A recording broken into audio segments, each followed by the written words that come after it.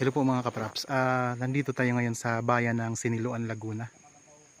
Bali mayroon tayong pupuntahang property na binibenta dito.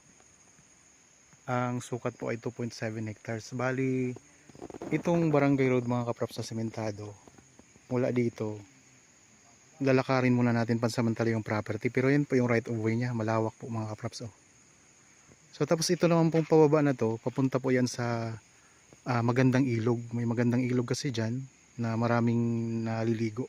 Tapos dito sa property na i-offer ko sa inyo, mayroon din tong ilog mga kapraps. Kaya titingnan natin kung malaki ba yung ilog na nandito sa property.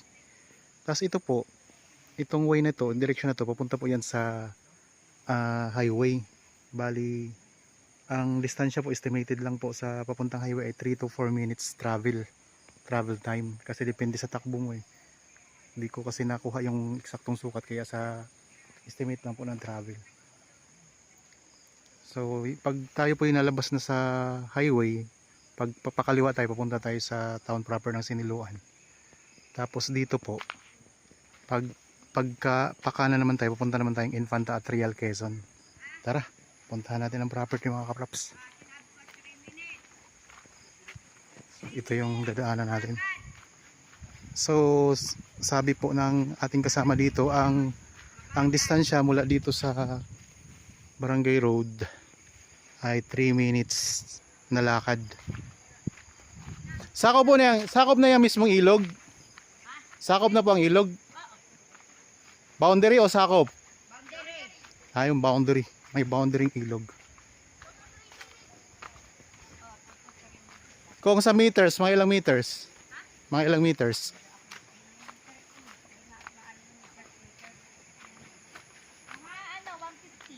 So mga 150 meters, tatlong poste.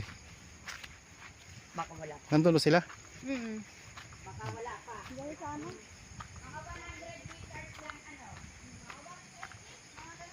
Mga 120 to, tingnan natin kung estimate natin mga kapraps.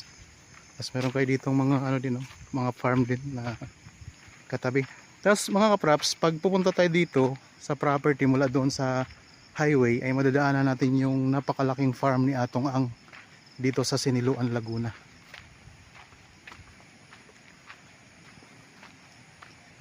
Okay, lapit na po tayo mga kapraps. Pag may nakita tayong ilog, yun na po yung boundary nito.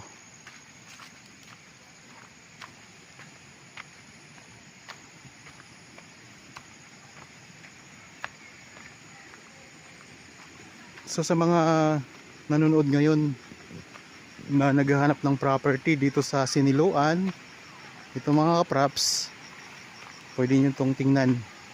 Panoorin nyo po hanggang matapos tong video.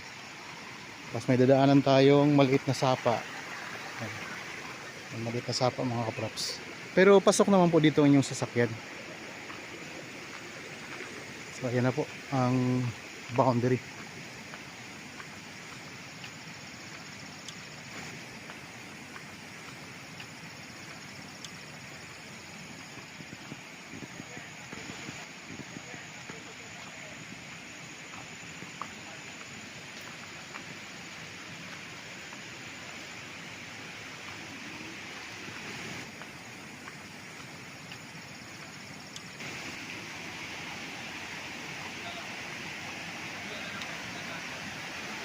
Ito na yung ilog mga kaprops.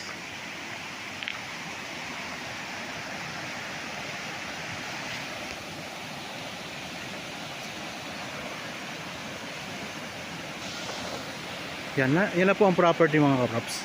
Yan yung 2.7 hectares. Tapos ang boundary niya ito.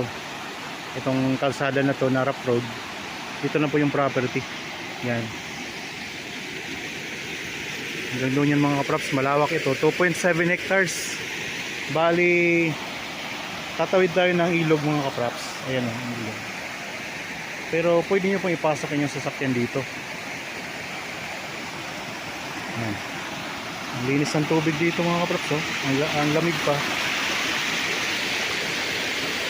Ayan. Bali tabing-tabi mismo siya. Yan po mismo ang boundary ng property, yung ilog na yan. Kasi yan na yung property. Ulitin ko lang, ang sukat nito mga kaplaps ay 2.7 hectares. Titled. Tingnan natin. Tingnan natin ang loob ng property. Anong mga tanim na nandoon.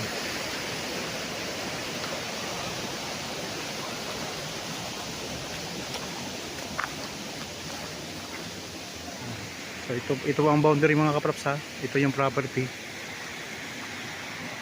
So yan yung papunta doon sa barangay road na simentado.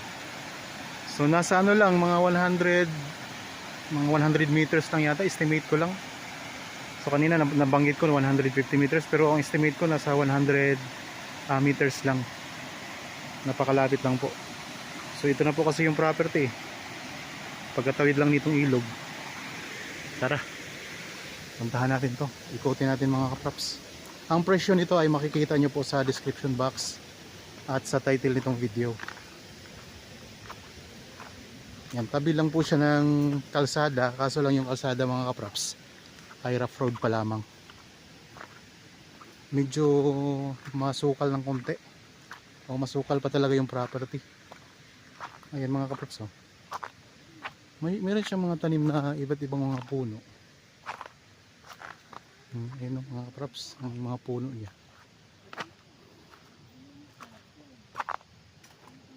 Ang Siniloan, ang distansya nito sa Metro Manila ay nasa 3 oras. Tapos itong property ay nasa mga 20 minutes travel time ang layo sa Siniloan. Tapos malapit na lang po sa Real Quezon.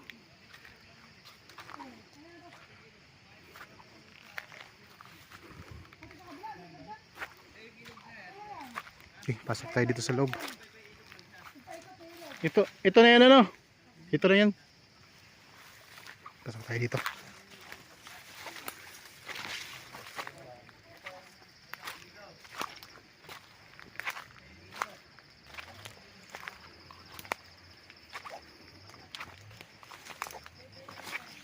Tingnan na natin ang mga tanim dito.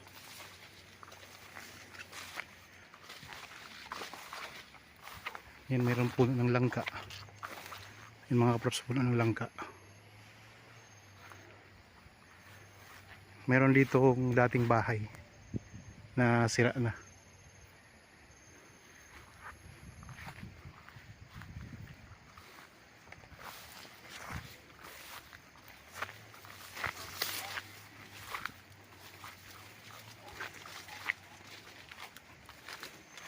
Punta tayo dito sa tabing ilog mga kapraps.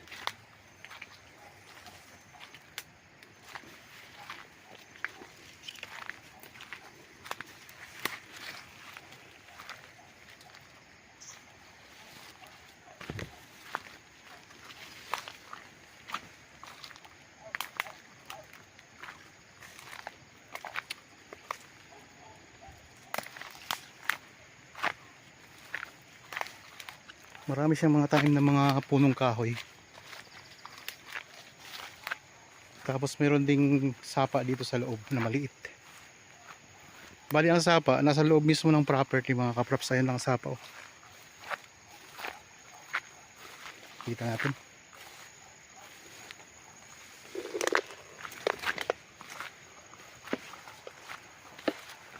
May sapa siya dito sa loob mga kapraps. Ito. Parang galing siya sa bukal.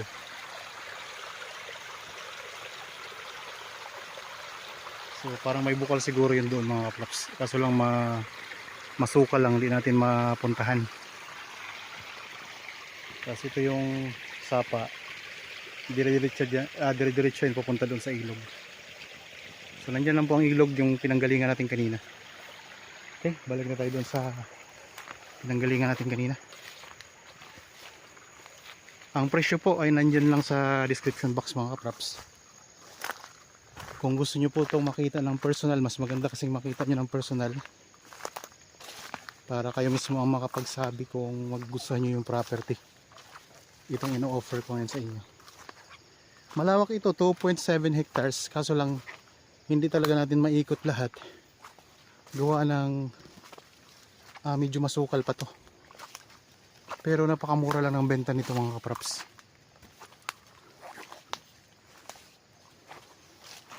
Ito ay sa bayan ng Siniloan, Laguna.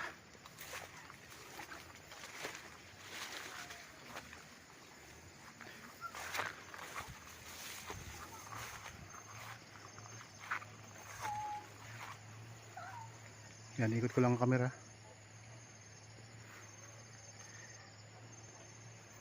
May mga bayabas dito. Tapos ito yung langga na pinakita ko kanina. Bali, ang mabibidyohan ko ngayon yung harapan ng property. Itong tabing kalsada na rough road.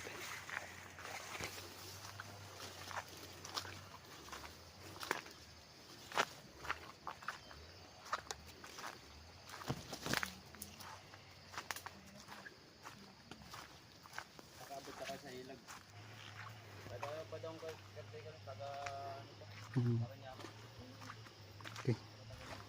Diretso tayo din sa dulo.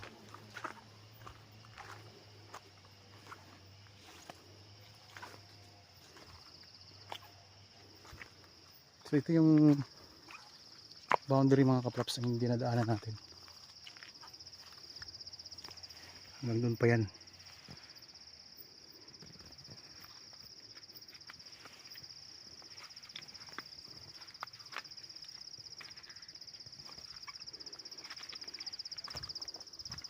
Itong kabila, di na to kasama sa property.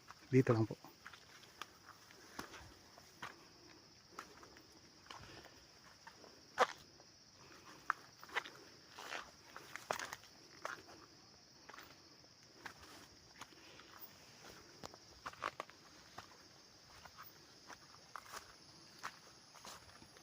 Sakaling mabili niyo to, so mabilis lang naman po mga kapraps ang magpa-tanggal nitong mga damo.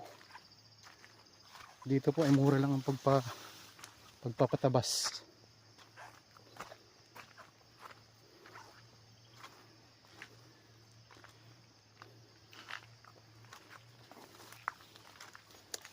Itong daanan na to, ito yung dinadaanan ng mga kabayo, yung kinakargahan ng kanilang mga kalakal dito.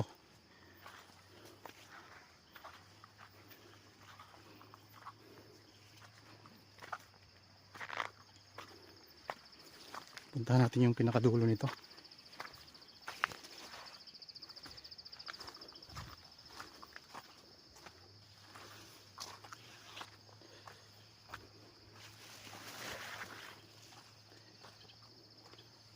Yan, meron tayo dito daanan mga kapraps papunta sa ilog.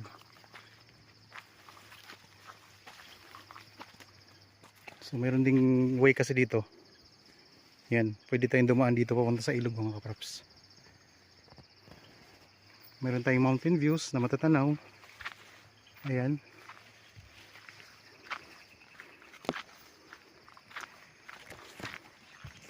Dito tayo ngayon sa may bandang likuran ng property.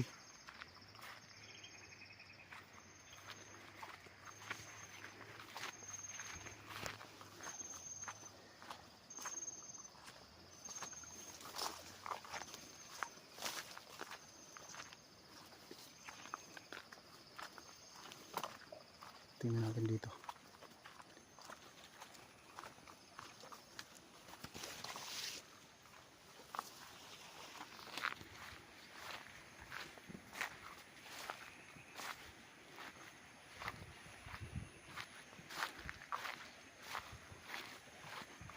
Sa pinakalikod tayo ngayon mga kapraps ng property.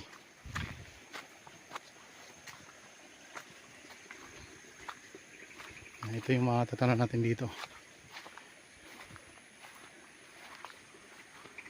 Sa part na ito maganda mga kapraps dito. Yan, may mga tanim na Carabao grass.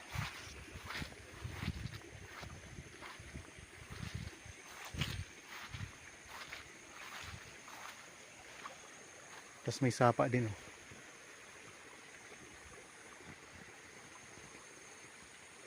Ganda, maraming source ng tubig mga kapraps dito. Ayun ang sapa. So yun yung sapa kanina na dumaan dito sa property. Sa loob mismo ng property yan. Yung sapa na yan.